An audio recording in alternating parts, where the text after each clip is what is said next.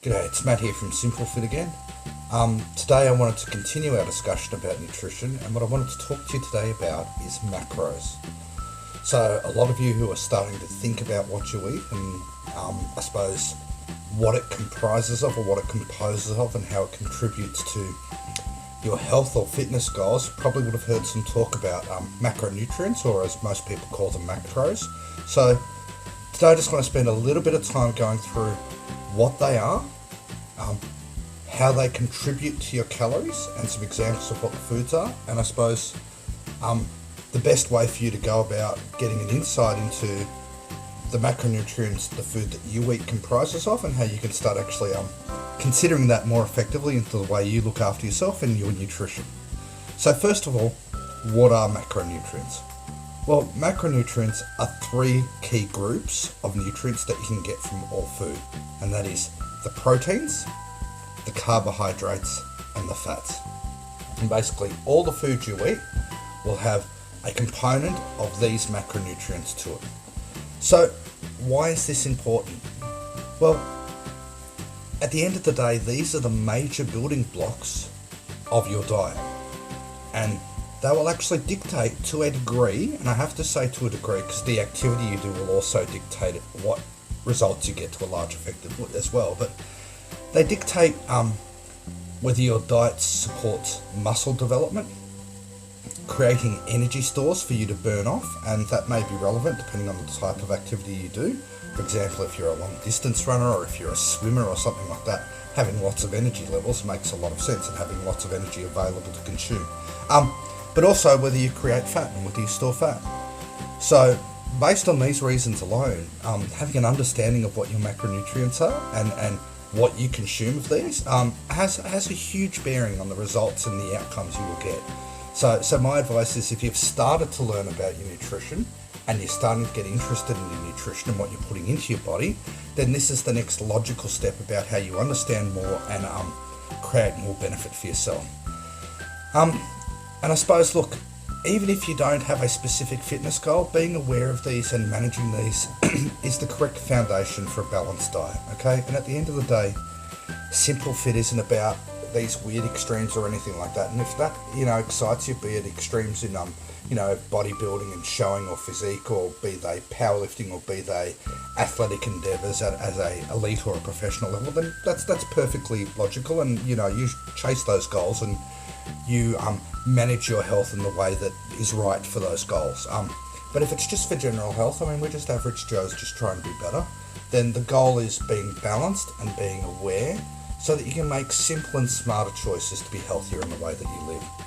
So just remember, there's a lot of things that influence what you need. Same with the calories that you need, and that is, it varies based on your age, your weight, your sex, your activities, and your health goals. Okay, so keep that in mind. Now let's go into a little bit more detail as to what are macronutrients and how they contribute to your calories.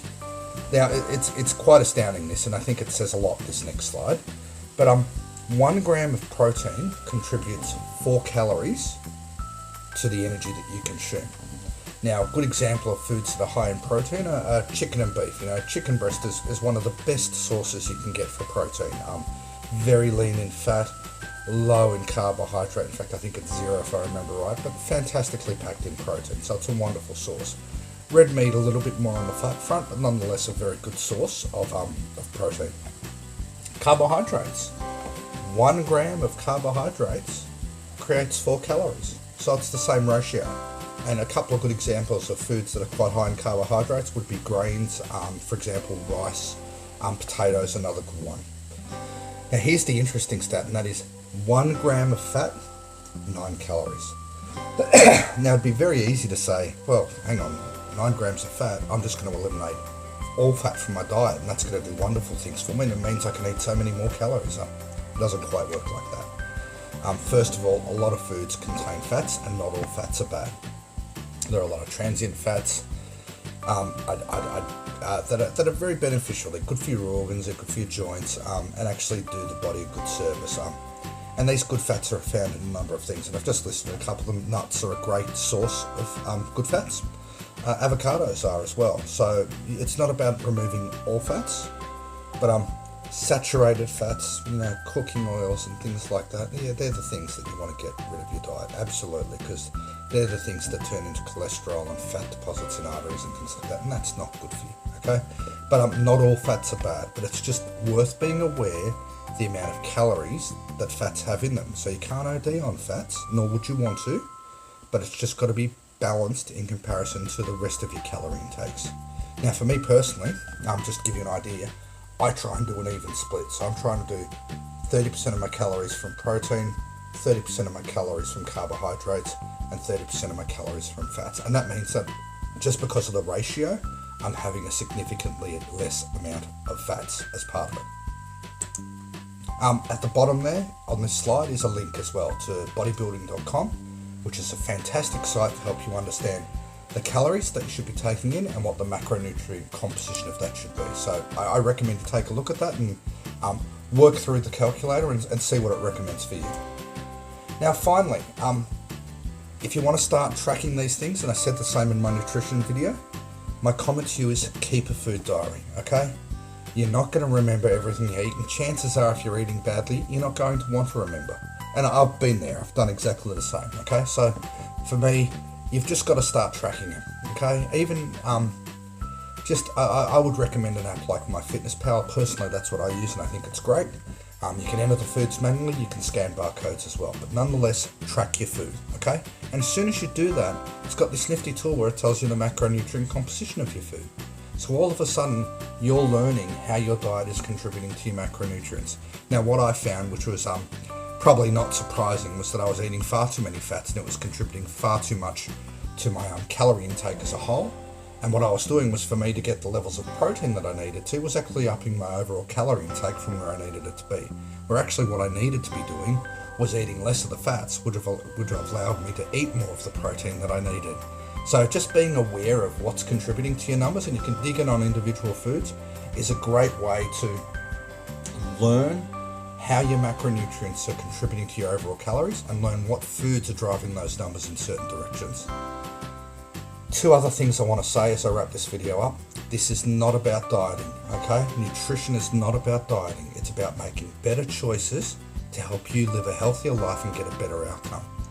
And the second thing I'd also say is, don't try and drastically change your habits overnight. For me, it took me 20 years to get here. So I knew it was going to take some time to unwind that. So I would recommend the same for you. Make some small changes and make them stick. And once you can get them to stick, then make some other small changes. And what you'll find is lots of small changes creates a big outcome over time. So look, there's my simple overview of what macronutrients are, how they contribute to your calories, and how you can start thinking about them in the way that you eat and the nutrition that you have in your day-to-day life. Hopefully this is useful. There should be a link to my nutrition video previously if you haven't seen that before, so I recommend you take a look at that as well. My name's Matt, I'm from SimpleFit. I hope you enjoyed this, and I'll see you next time. Bye.